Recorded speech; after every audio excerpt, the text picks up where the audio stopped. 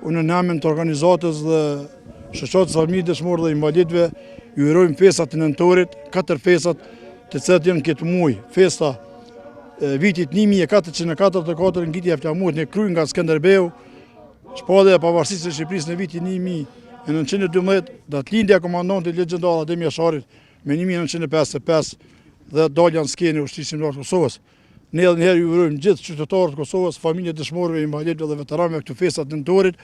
Këtu festa ne e dim që në të mangët, për arsye se ne i kemi krerët e ushtrisë shqiptare të Kosovës.